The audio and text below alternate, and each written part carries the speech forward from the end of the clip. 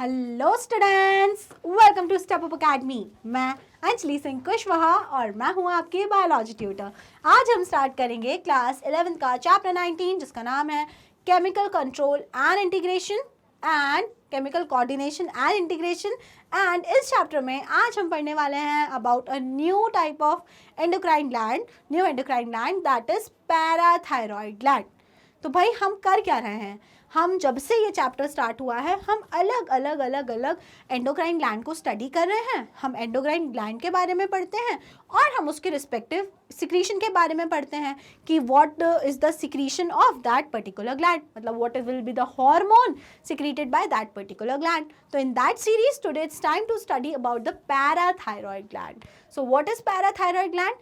These are 4 glands present on back side of the thyroid gland, one pair each on the 2 lobes of the thyroid gland. अब जिसने thyroid gland पढ़ी है वो जानते हैं कि थायराइड ग्लैंड जो होती है वो इस तरीके की बटरफ्लाई या बो शेप्ड की होती है।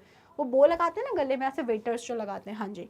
तो इस बो शेप की या बटरफ्लाई शेप की एक ग्लैंड होती है जो हमारे वोकल कॉर्ड्स के नीचे ट्रेकिया के लेफ्ट और राइट साइड में लोकेटेड होती है, जिसे हम बोलते हैं थायराइड ग्लैंड। अगर आप थायराइड ग्लैंड को बैक साइड से देखते हो, थायराइड ग्लैंड को, this is the ventral surface, आप थायराइड ग्लैंड को डॉर्सल सरफेस से देखते हो, तो on the dorsal side on this thyroid gland there are 4 glands present. ये ऐसे करके छोटी छोटी 4 आपको नोड्यूलर स्ट्रक्चर दिखेगा। They are nothing but the parathyroid gland. तो पैराथायरॉयड ग्लैंड पहली बात तो कितनी है, number 4। They are 4 in number. They are present where they are present? They are present on the back side of the thyroid. और कैसे present है? 2 on each lobe. जैसे suppose this is the right lobe and this is the left lobe of thyroid. तो right lobe पे 2 glands present है and left lobe पे 2 glands present है। Okay, समझ आया? Now what is the secretion of parathyroid gland? So parathyroid gland secrete या release parathyroid hormone जिसका shortcut होता है PTH. And it is a peptide hormone. ये कैसा हार्मोन होता है?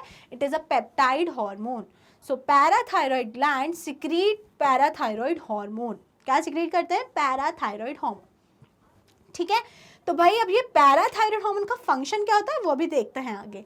अभी इस स्लाइड से जो आपको एक्सट्रैक्ट करना है वो ये कि पैराथायरॉयड ग्लैंड कितनी होती है, 4 नंबर कहाँ होती है, back side of the thyroid पे होती है, 2 प्रेजेंट होती है हर एक लोब में। और पैराथायरॉयड ग्लैंड के सिक्रीशन को हम बोलते हैं पैराथायरॉयड हार्मोन। तो PTH पैराथायरॉयड हार्मोन। आप डायग्राम्स देख लो, हर जगह आपको थायराइड ग्लैंड दिख रही है। अगर कभी भी पैराथायरॉयड ग्लैंड का डायग्राम बनाना है तो बिना थायराइड ग्लैंड के नहीं बन सकता है ना। आपको पहले थायराइड ग्लैंड बनानी पड़ेगी और फिर पीछे ऐसे 4 सर्कल बना के आपको शो करनी पड़ेगी पैराथायरॉयड ग्लैंड।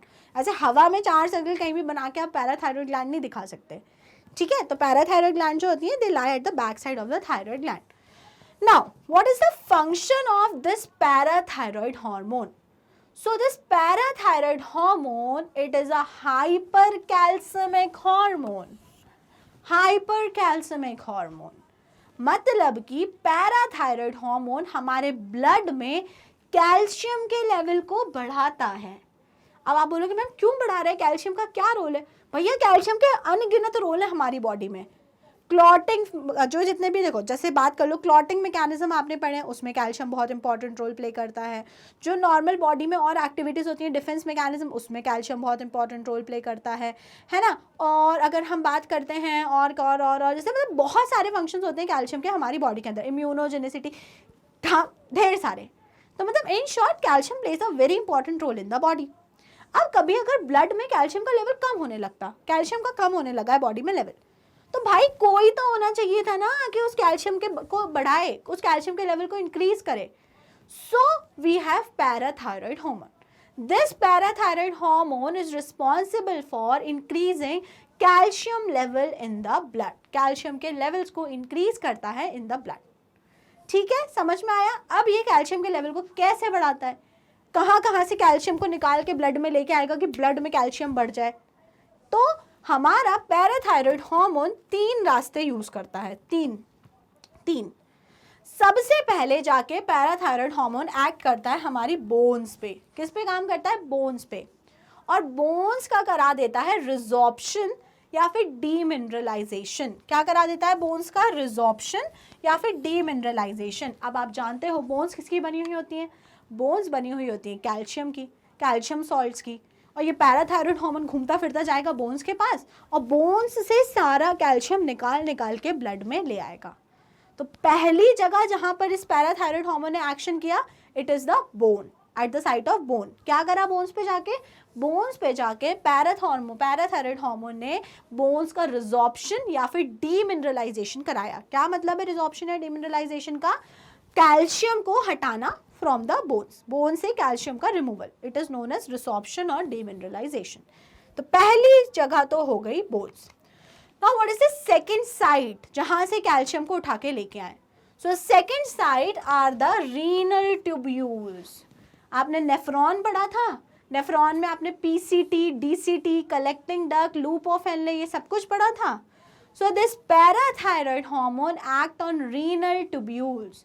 जो भी रीनल ट्यूब्यूल्स हैं, मतलब किडनी में प्रेजेंट जो नेफ्रॉन है, नेफ्रॉन के जितने ट्यूब्यूल्स हैं, PCT, DCT, loop of Henley, collecting duct, उस पर ये पैराथायरॉयड हार्मोन काम करता है एंड इट एब्जॉर्ब कैल्शियम, सारा कैल्शियम एब्जॉर्ब करके ले आएगा ब्लड में। तो दूसरी जगह कौन सी हो गई? Kidney. First was bone, second is kidney. Now what is the third site जहाँ पे पैराथायरॉयड हार्मोन काम करता है? तो third site is the increased calcium absorption from the digested food। मतलब third site is the intestine। Which intestine? Small intestine। जो भी हमारा डाइजेस्टेड फूड है वो सारा का सारा डाइजेस्टेड फूड हमारी बॉडी में आता है स्मॉल इंटेस्टाइन में। स्मॉल इंटेस्टाइन से होता है एब्जॉर्प्शन। जो भी डाइजेस्टेड फूड है उसमें जो भी नेसेसरी चीज़ें हैं, जो सब कुछ एब्जॉर्ब करना है, that function is perform by the small intestine. तो जब स्मॉल इंटेस्टाइन में डाइजेस्ट होकर फूड आ चुका है तो वहाँ फिर स्मॉल इंटेस्टाइन में पैराथायरॉयड हार्मोन जाके काम करेगा और सारा का सारा जो कैल्शियम है वो एब्जॉर्ब करके ले आएगा। सो पैराथायरॉयड हार्मोन ने कहाँ तीन जगह जाके काम किया? What are the different sites where the parathyroid hormones react? सबसे पहले गया वो बोन्स पे, second it act on kidney, on the renal tubule, and third it act on small intestine, small intestine, small intestine। क्या काम करा हमारे PTH ने? Parathyroid hormone. क्या काम करा भाई इसने अगर हम बात करें तो बोन्स से क्या कराया? बोन से कराया रिजॉर्प्शन या फिर डीमिनरलाइजेशन, रिजॉर्प्शन या फिर डीमिनरलाइजेशन। देन किडनी से क्या कराया? किडनी से कराया increase absorption from renal tubules, increase absorption, और same with small intestine, increase absorption. तो ये तीन काम करा रहा है हमारा parathyroid hormone. So it is a hypercalcemic hormone. आप क्या बोलोगे पीटीएच को? It is a hypercalcemic hormone. मतलब हाइपर कैल्सिमिक का क्या मतलब है? The one which increase calcium level in blood. तो it is hypercalcemic hormone, hypercalcemic. अब यहाँ एक लाइन लिखी हुई है, along with TCT it help in calcium balance in the body. ये टीसीटी कौन है? सुना सुना तो लग रहा है लेकिन याद नहीं आ रहा है।